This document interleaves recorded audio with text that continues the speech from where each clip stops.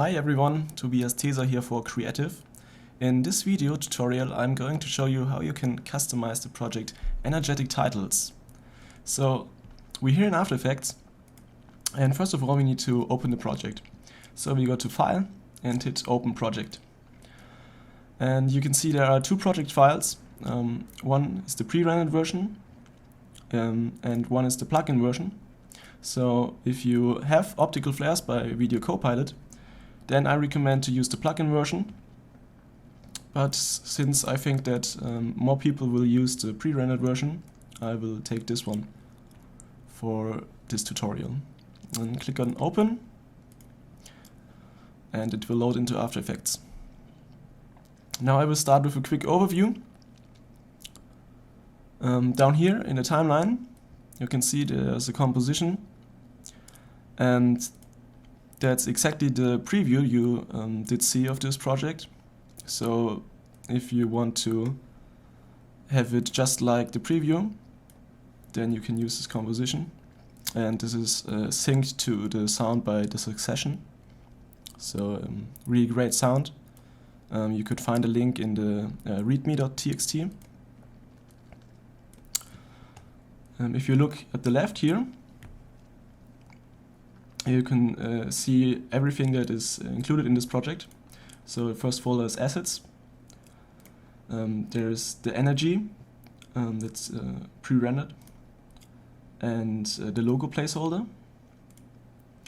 Then we have logo holder, that's the composition where you have to put in your logo if you want to use any logo. Then since I did use the pre-rendered version, we have here the pre-rendered flares, lens flares. So doesn't bother you. Solids, please don't touch this. In here are the layers I've used to make this project, so please leave it alone.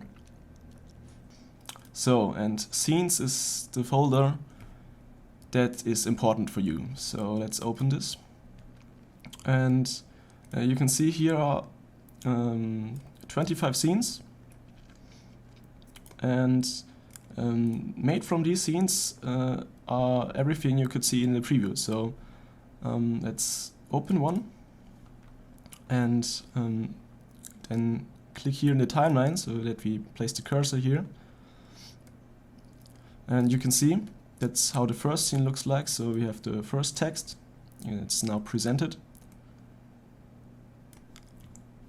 Then the second text, and it fades out. And then comes the third text, and the third text comes closer and the lens flare is there. So let's look at another scene, for example scene 5. Here you can see there are, first text is flying into the scene, second text too, and the third text. So you can see here in the comment section, try to describe what this scene looks like, but eventually you have to look at the scenes or look at the preview and find out what scenes you do like.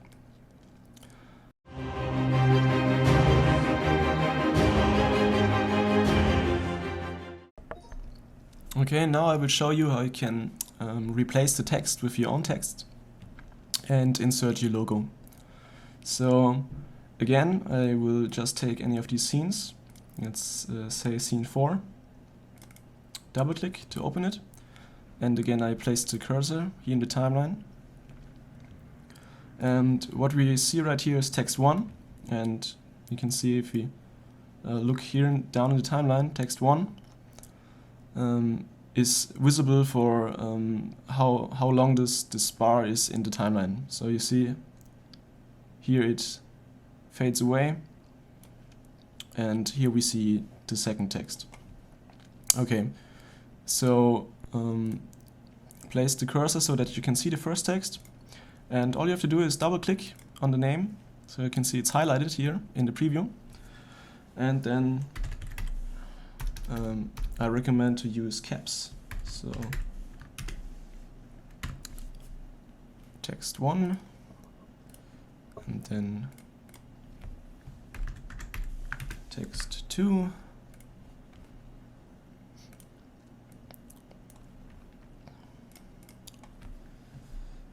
Here text 3 and text 4. Okay, there you go. Now let's say you want to use the same kind of trailer that I used in the preview. Then you can go to the output and you can see here it's already updated. So now you have your own text in the timeline.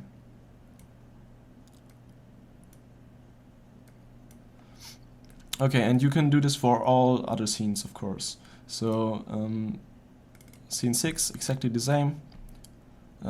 Double click, write anything, and you're good to go. So I think that's pretty straightforward.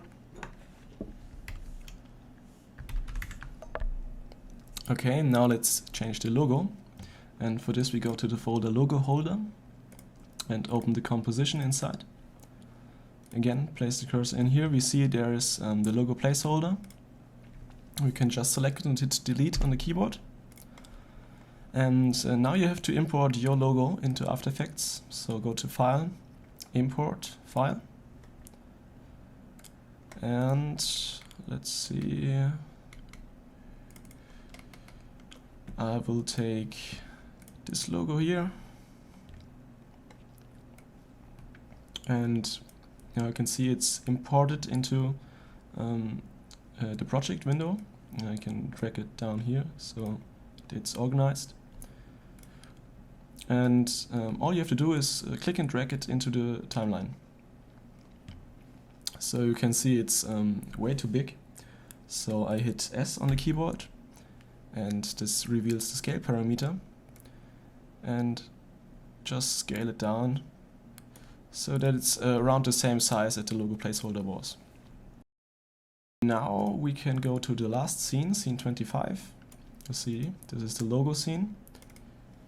And we see here we got our logo. And also in the preview composition, there is our logo. Nice.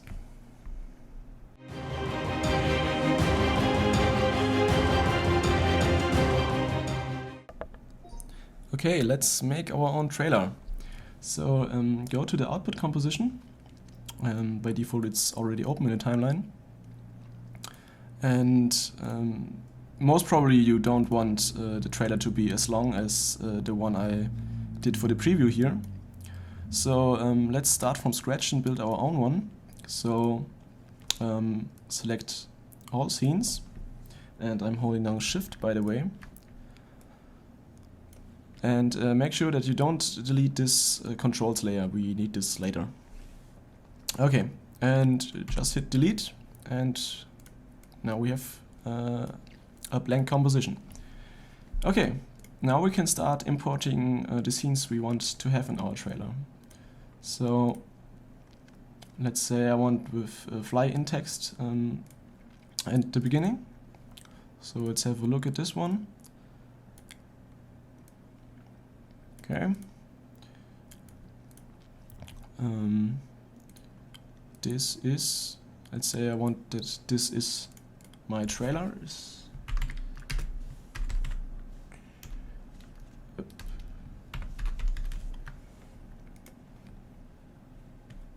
So, and now all you have to do is to import it into the timeline. So then let's take scene 7. Okay, there we have 4 texts, and you really have to look for the scenes and which one you like the most. I will now take this one and just write text 1 and text 2. So I guess you get the point. So again, drag this in the timeline And now what you have to do is you can zoom in here if you drag this button to the right. Just drag this over to the right so that they are starting after another. So first comes scene 5 and then comes scene 7. So to make this precise, you can hold down Shift on your keyboard and then you can see it snaps right at the end. So okay, we have 2 scenes. Then let's say you want you like scene number 7 and want to repeat it multiple times. Then what you have to do is select it here in the project panel and go to Edit, Duplicate. Now it's called scene 26. If you hit return, we can change the name. So let's say it's scene 7-2. And again, just click and drag it into the timeline and line it up. So I'm holding down Shift again. And now we can change text in here. So let's say instead of text 1, I want to have another text.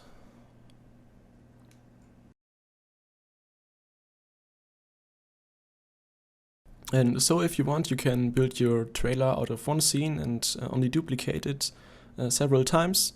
So it's very easy.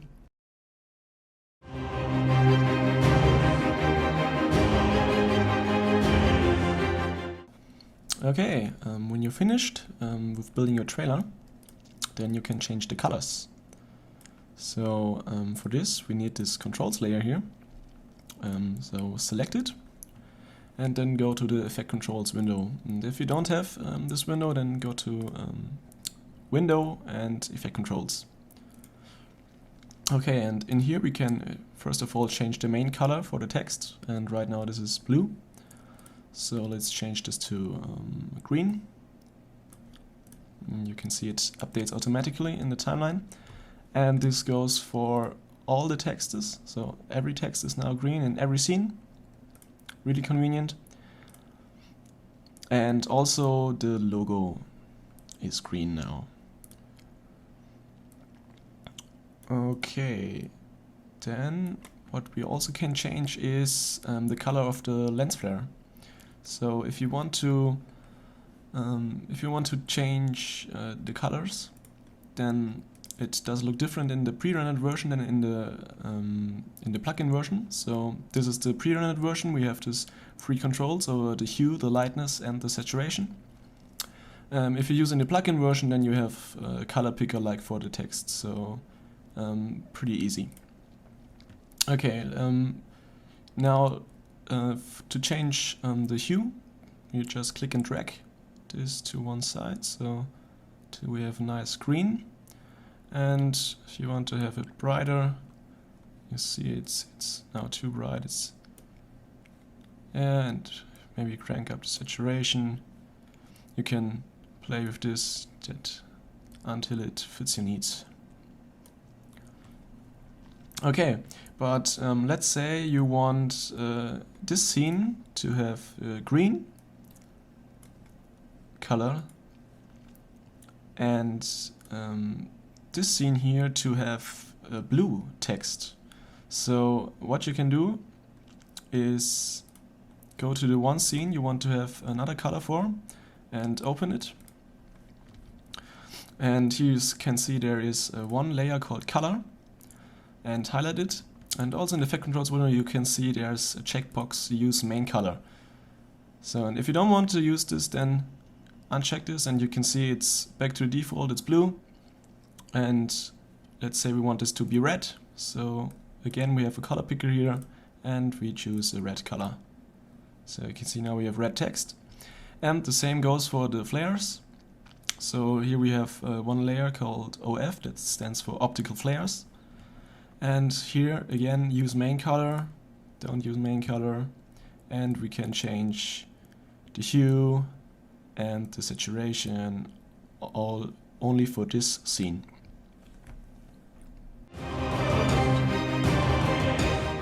Okay, now that we have changed the text and the colors, and imported all the scenes we wanted to have in our trailer, we are ready to render it out.